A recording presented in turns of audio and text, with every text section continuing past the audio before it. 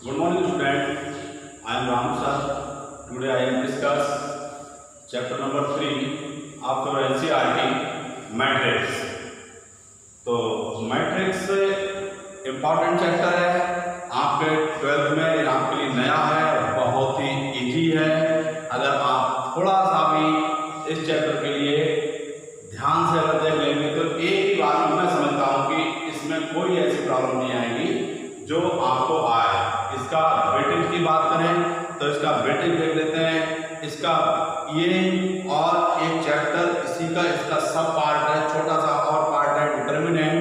ये मिला के एक कंबाइंड, ये आपके मैथमेटिक्स में अलजेब्रा के नाम से इसको जानते हैं। और इसमें इसका जो वेटेज है वो 12 नंबर से 13 नंबर के आसपास का, यानी कि 12 to 13 मार्क्स आपको ये दिलवाने में हेल्पफुल साबित होगा। तो ये बच्चों वो पार्ट है कि ये पार्ट आपके लिए मेरिट एज वेल एज आपको स्कोर करने में या पासिंग के लिए बहुत ही इम्पोर्टेंट है।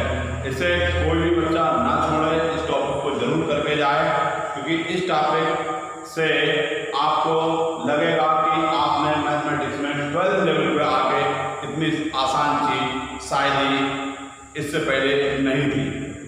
देखो बेटे, तो मैट्रिक्स, सबसे पहले हम मैट्रिक्स के बारे में ही जानते हैं आखिर इसकी जरूरत क्यों पड़ी।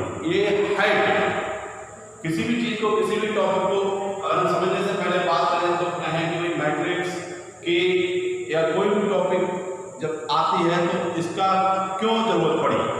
सभी जानते हैं कि भाई आवश्यकता आविष्कार की जननी होती है। तो सीधी सी बात है कि आवश्यकता ही ये बताती है कि आविष्कार कैसे हुआ।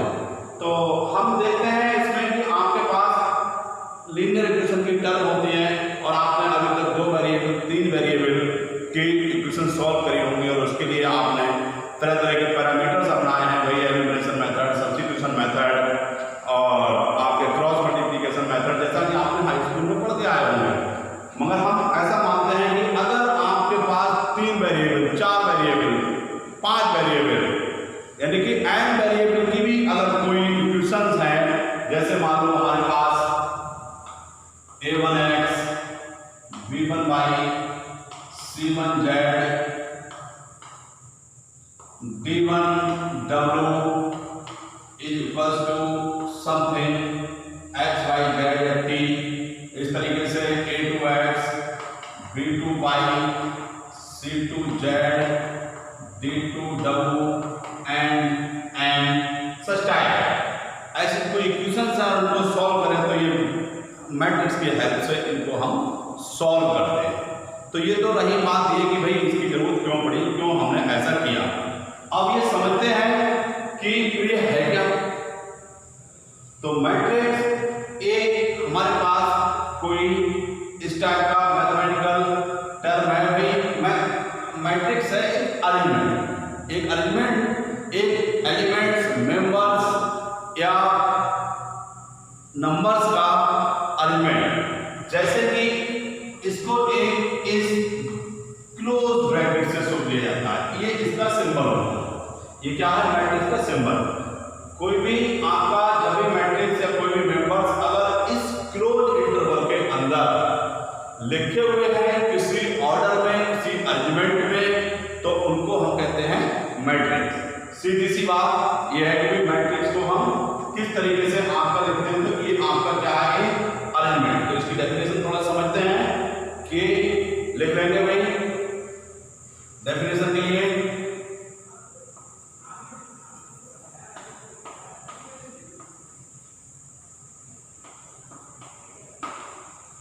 ये मैट्रिक्स, तो ये it's uh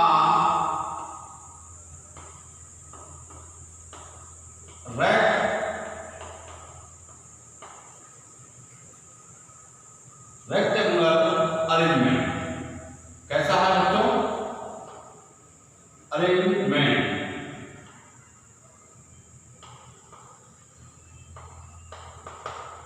rectangular elements are elements या मेंबर्स। तो ये बात थी, ये बात रही एनक्लोज इन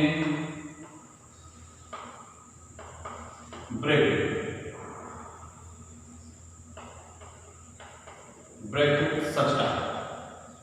देखिए आप इसी को अगर हम देखें, अगर आप देखिए इसमें अगर इस तरीके से मॉडल्स के टाइप में लिखा होता है तो लाइन में बीच में जितने भी मेंबर्स होते हैं ऐसे, तो ये फिर आपका मैट्रिक्स नहीं रहता है, ये बनता है, ये डिटरमिनेंट के नाम से जाना जाता है, हम इसको डिटरमिनेंट कहते हैं। क्या कहते हैं इसको?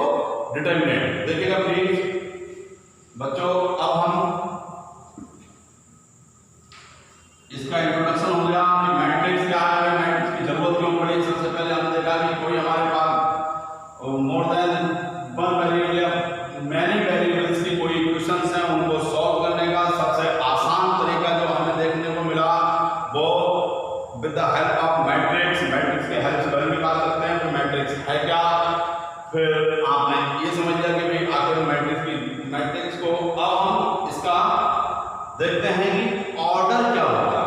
ऑर्डर ऑफ मैट्रिक्स की बात करते हैं तो कोई भी मैट्रिक्स में आपका लिखा हुआ है, इसको इस टाइप से ये रिप्रेजेंटेशन है, तो ऑर्डर ऑफ मैट्रिक्स की बात करते हैं। कोई मैट्रिक्स आपका सबसे पहले ऑर्डर जानने से पहले हमें जरूरी है कि भाई हम इसका समझें कि इसमें रो और कॉलम्स का जो कॉम्बिनेशन है उसको मिला के एक ऑर्डर की संज्ञा दी गई है। क्या कहते हैं हम उसको?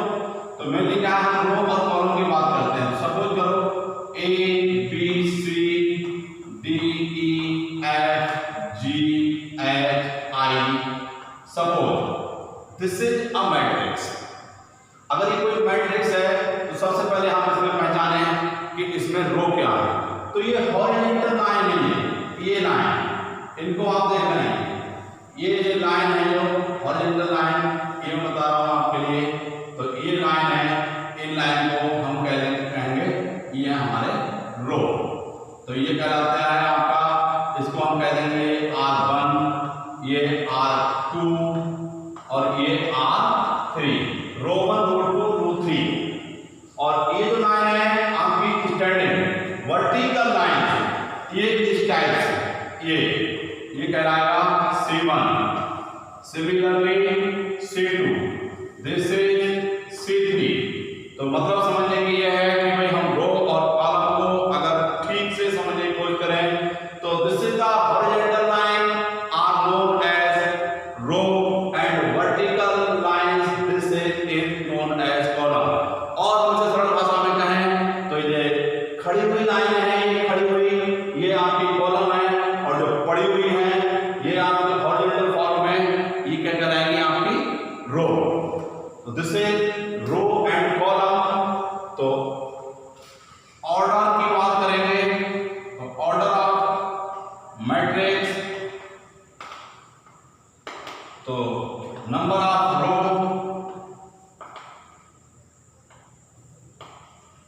Into number of column, this is the product of row and columns is known as order 3 cross 4। तो रो इनटू कॉलम, अगर हम रो इसका ऑर्डर की बात करेंगे, ऑर्डर जब जानेंगे तो product of row and columns, this is the combination of row and column is known as order. अब आप देखिए हम किसी भी एलिमेंट को एड्रेस कैसे करते हैं। अगर कोई मैट्रिक्स है हमारे पास, मैट्रिक्स गिवन है, तो मैट्रिक्स में अगर हम किसी भी पर्टिकुलर एलिमेंट को आइडेंटिफाई करें तो हम किस तरीके से उसको पहचानेंगे। तो आप देख लीजिए एक कोई मैट्रिक्स है और इसका ये कोड है AIJ। एक कोई मैट्रिक्स है, ये इसका पर्टिकुलर एलिमेंट को आइडेंटिफाई करने का कोड है AIJ। I is represent number of row and J is represent number of column। क्या बच्चों? I बताता है नंबर ऑफ रो के लिए और J बताता है नंबर ऑफ कॉलम कॉलम के लिए, तो I इंटू जे जो होगा that is the order of this matrix.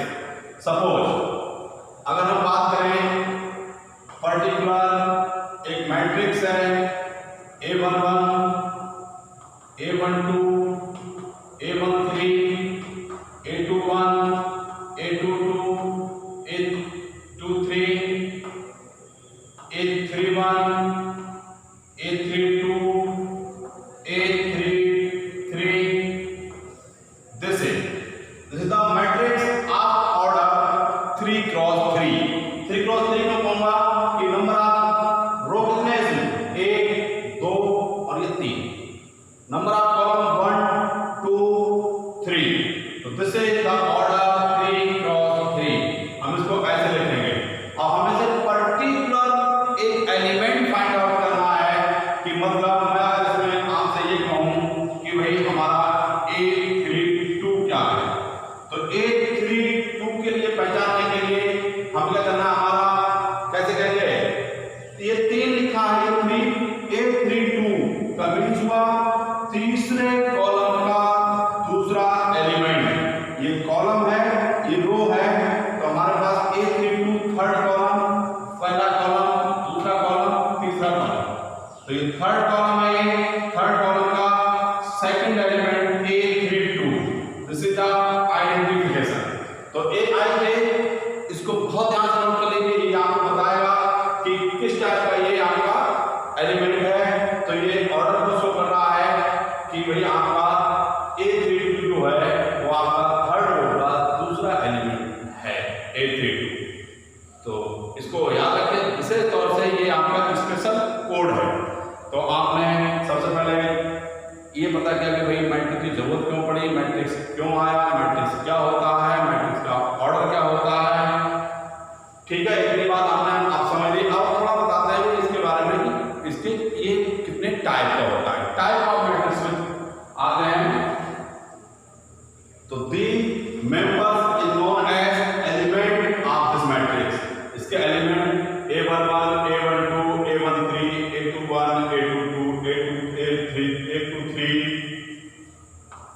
A31, A32, A33। These are 9 elements। तो नंबर ऑफ एलिमेंट्स अगर आपसे कोई पूछे तो नंबर ऑफ एलिमेंट अगर हम देखेंगे तो number of element is equal to number of element in a matrix. तो बेटे कैसे निकालेंगे आप नंबर ऑफ एलिमेंट्स, तो नंबर ऑफ रो या product of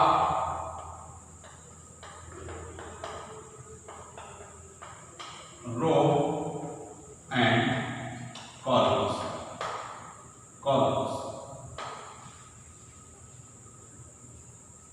means R into C, या इसको ऐसे यहाँ रो एंड कॉलम।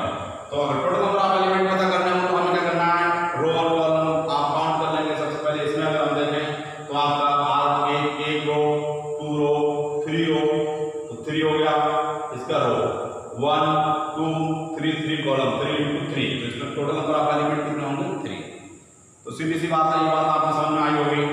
अब हम इसकी बात करते हैं type of matrix. Type of matrix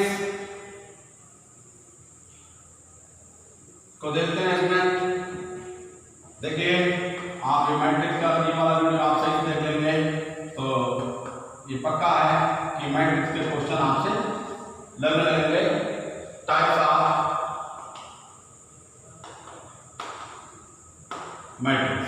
matrix question आपसे नहीं बचेगा। तो सबसे पहले हम देखते हैं जीरो मैट्रिक्स, नल मैट्रिक्स, या तो each element of any matrix is zero. अगर जो भी मैट्रिक्स दे रखी है सारे एलिमेंट अगर 0 0 0 हैं तो वो आपके नल मैट्रिक्स कहलाती है। तो each element of given matrix is 0, ठीक, for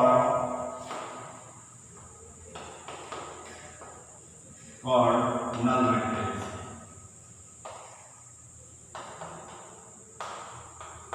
क्लियर है? क्लियर? किसी भी दी हुई मैट्रिक्स के सारे एलिमेंट 0 हैं तो नल मैट्रिक्स होगी। सपोज फॉर एग्जाम्पल के लिए देखें आप, for example 0 0 0 0, this is the null matrix of order 2 cross 2। 2 cross 2 का बोला, 2 रो हैं और 2 कॉलम। क्लियर? और देखते हैं इसको, और देखिए फिर देखते हैं रो मैट्रिक्स।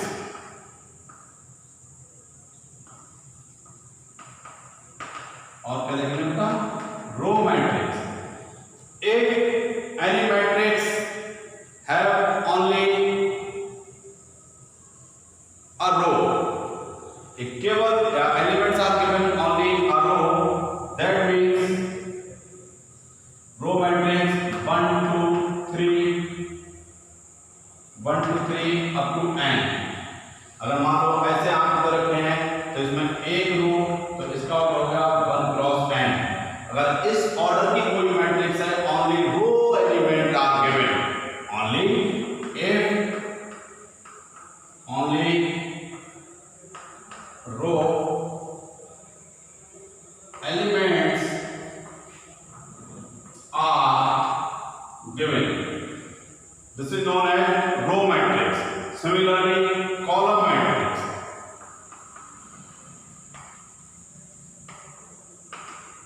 देखिएगा बेटा, कॉलम मैट्रिक्स क्या होती है? Only column matrix are given, only column elements are given, केवल कॉलम के एलिमेंट्स दिए हैं। Similarly 1 2 3 4 and so on up to n या n। तो इस टाइप से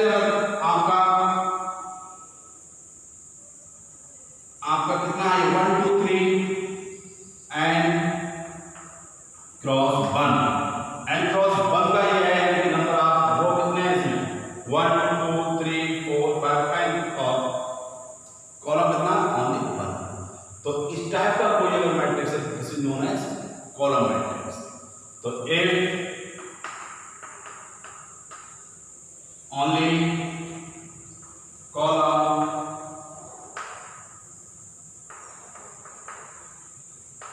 elements are given, समझे ना? तो केवल कॉलम के एलिमेंट्स अगर गिवन हो तो ये आपको कहलाता है कॉलम मैट्रिक्स। और इसमें कुछ इंपॉर्टेंट डेफिनेशंस हैं, उनको हम पढ़ लेंगे। जब डेफिनेशन आपकी समझ में जब साफ आ जाएंगे, जब डेफिनेशन को हम समझ लेंगे तो आपको फिर आने वाले क्वेश्चंस को लेकर कोई प्रॉब्लम नहीं होगी। देखिएगा, और इसको थोड़ा सा सिंपल बना के इसको सॉल्व करते हैं।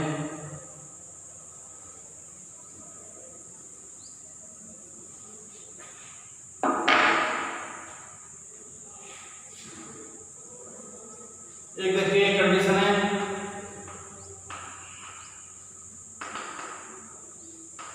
एक नया हेडिंग लेंगे आप, equality of matrix. Equality of matrix, कोई भी दो मैट्रिक्स इक्वल कब होंगी? तो मान लो कि दो मैट्रिक्स हैं तो उनको हमने ए और बी मान लिया। सपोज अगर हम मान लो कि दो मैट्रिक्स इक्वल कब होंगी, तो इक्वल होने के लिए जरूरी क्या है? तो सबसे पहले इसकी कंडीशन लिख दीजिए, two matrix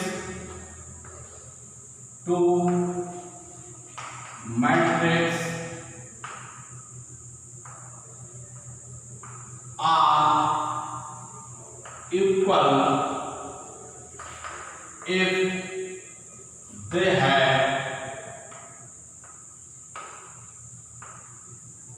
have same order।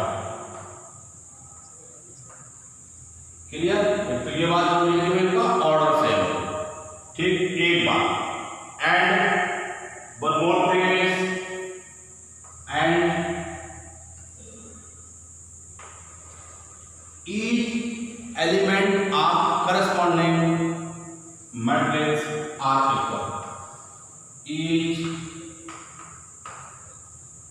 element are corresponding matrix are equal, then they are equal matrix. समझे बच्चों? मतलब कहने का ये है कि सिंपल सी बात है कि दो मैट्रिक्स कोई भी इक्वल तब होंगे जब उनका ऑर्डर सेम हो। मान लो 3 क्रॉस 4 की एक मैट्रिक्स है, ये हमने कह दिया ये मैट्रिक्स है 3 क्रॉस 4 की, तो एक दूसरी मैट्रिक्स मान लो है, तो इसका भी ऑर्डर कितना होना चाहिए बच्चों? 3 क्रॉस 4, ना कि 4 क्रॉस 3। कहीं अगर आप ये सोचेंगे कि 4 क्रॉस 3 है तो ये सेम ऑर्डर सेम नहीं होगा। ऑर्डर मतलब जो इधर लिखा है वही यहाँ पर हो, यानी जितने रोअर कॉलम इसमें हो उतने ही रोअर कॉलम इसमें हो, ठीक। तो ऑर्डर के कॉरेस्पॉन्डिंग एलिमेंट जैसे मान लो ये ए बी सी डी और ये दिया है आपका पी क्यू आर एस, तो मतलब ये इक्वल कब होंगे? तो A and B are equal, तो इफ, ठीक है, A equal to P, B equal to Q, C equal to R and D equal to S.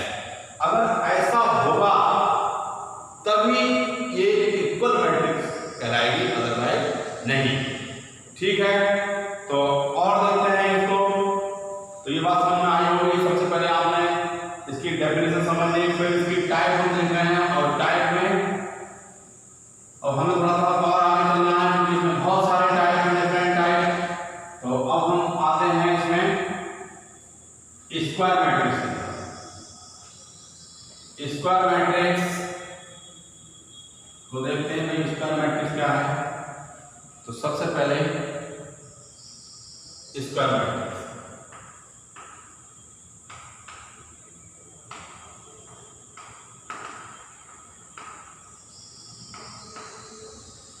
Square matrix, square matrix क्या है बच्चों? To if in any matrix, किसी भी matrix में अगर आपका नंबर ऑफ रो और नंबर ऑफ कॉलम इक्वल हो तो वो मैट्रिक्स क्या कहलाती है बेटा? Square matrix. क्या कहलाती है? Square matrix. कैसे कि आपने अगर देखा किसी भी स्क्वायर मैट्रिक्स के लिए आप सपोज कर लीजिए 1 2 3 4, दिस इज नंबर ऑफ रो, ये R1 R2 देख लीजिए, ये रो 1 रो 2, ये कॉलम 1 और ये कॉलम 2। तो ये आपकी ऑर्डर क्या होगा इसका ऑर्डर कितना हुआ? ऑर्डर जो हो गया 2 क्रॉस 2, मतलब 2 रो और 2 कॉलम। नंबर ऑफ रो और नंबर ऑफ कॉलम अगर इक्वल होंगे तो वो कहलाएगी आपकी स्क्वायर मैट्रिक्स। तो इसकी डेफिनेशन लिख लीजिए, if number of row equal to number of column called square matrix. Clear है? समझ में आया कि स्क्वायर मैट्रिक्स क्या? Number of row number of column का इक्वल होना जरूरी है। और अब इसी में और देखते हैं कि डायगोनल मैट्रिक्स क्या देखेंगे बच्चों? यहीं से एक स्क्वायर मैट्रिक्स के पार्ट हैं, स्क्वायर मैट्रिक्स के 3 पार्ट हैं। ये तो एक इसमें है डायगोनल मैट्रिक्स और दूसरा है स्केलर मैट्रिक्स।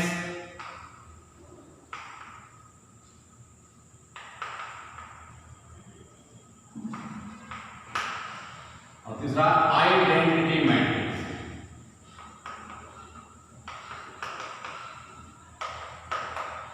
या यूनिटरी मैट्रिक्स कहते हैं, यूनिट मैट्रिक्स भी कहते हैं। आइडेंटिटी मैट्रिक्स,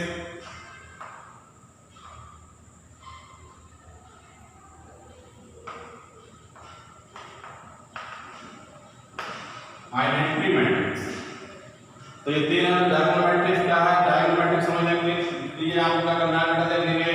तो first of all diagonal matrix,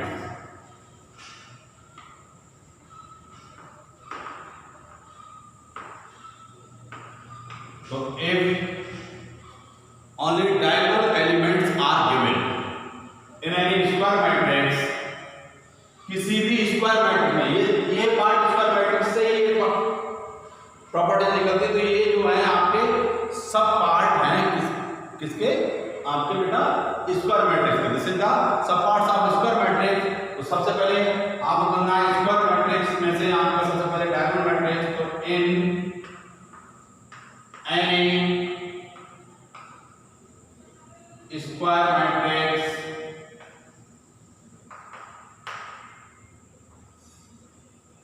diagonal elements are given। बेटा केवल डायगोनल एलिमेंट्स गिवन हो, जैसे सपोज करिए आपका A11, A22, A33। तो ये आपका है मान लीजिए A12, A13, A21, A23,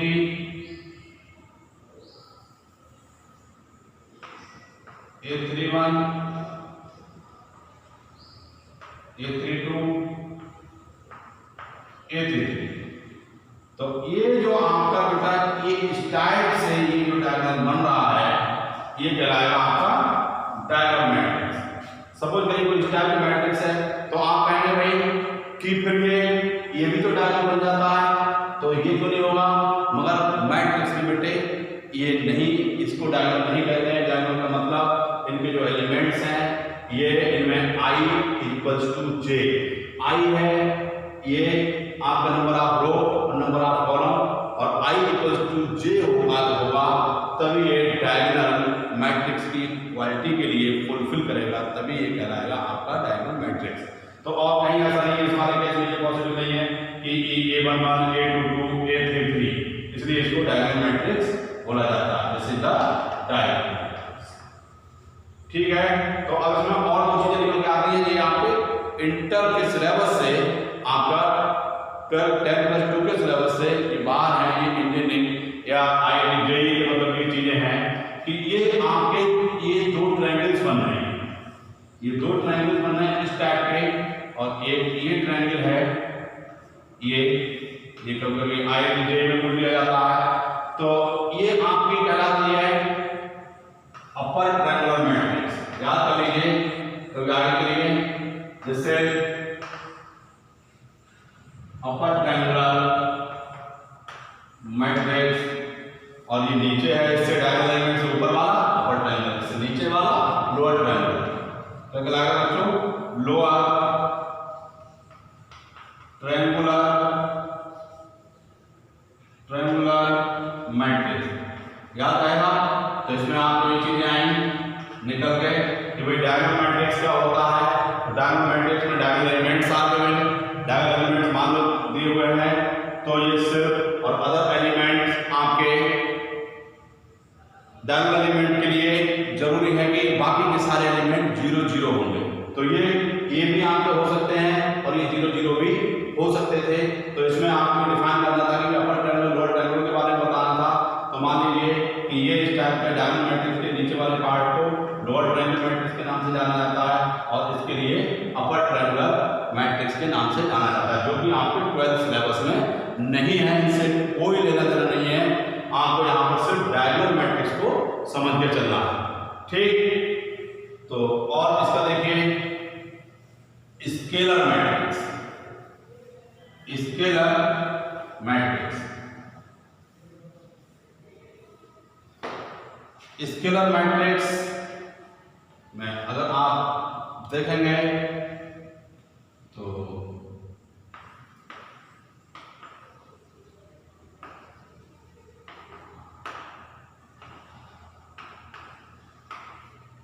in any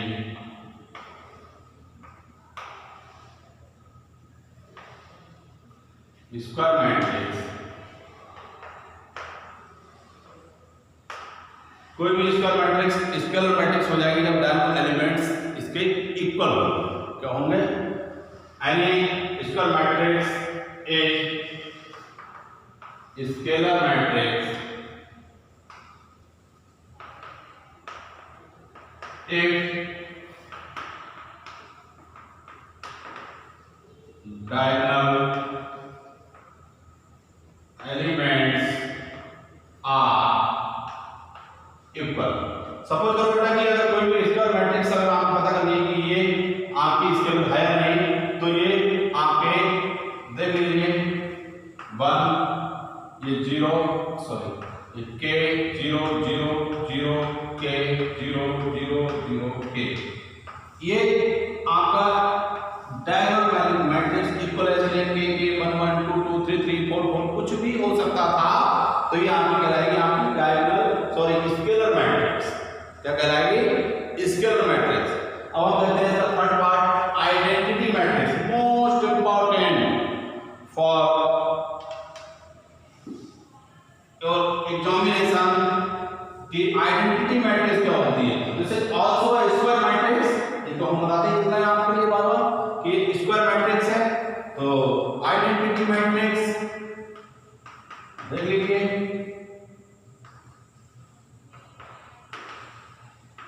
बच्चों, आइडेंटिटी मैट्रिक्स में आपका मैंने in any square matrix, in any square matrix diagonal elements are 1 1 1। क्या हो सकते हैं बेटे? डायगोनल एलिमेंट्स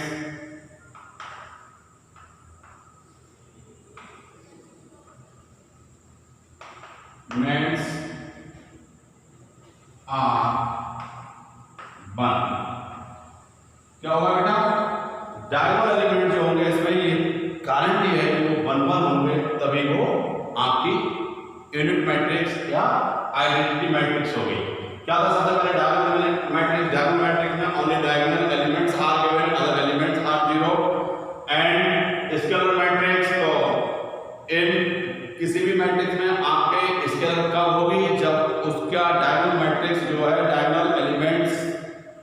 डायगोनल मैट्रिक्स के जो एलिमेंट है वो इक्वल होंगे, और आइडेंटिटी कब होगी? जब उसके डायगोनल एलिमेंट्स 1 1 1 होंगे, बाकी एलिमेंट 0 होंगे। तो 1 0 0 0 1 0 0 0 1। This is the identity matrix of order 3 cross 3। इसका ऑर्डर क्या है बेटा? 3 क्रॉस 3 ऑर्डर की मैट्रिक्स है, क्योंकि इसमें नंबर आप लोग 3 है और नंबर ऑफ कॉलम भी 3 है। थैंक यू स्टूडेंट, आज हम लेक्चर को यही बंद करते हैं, या इसको समझ लीजिए, इसमें एक चीज समझ में आई होगी। अगर आपको ये मेरा वीडियो समझ में आया हो तो आप इसे लाइक करें और इसको सब्सक्राइब करना बिल्कुल ना भूलें। Thank you.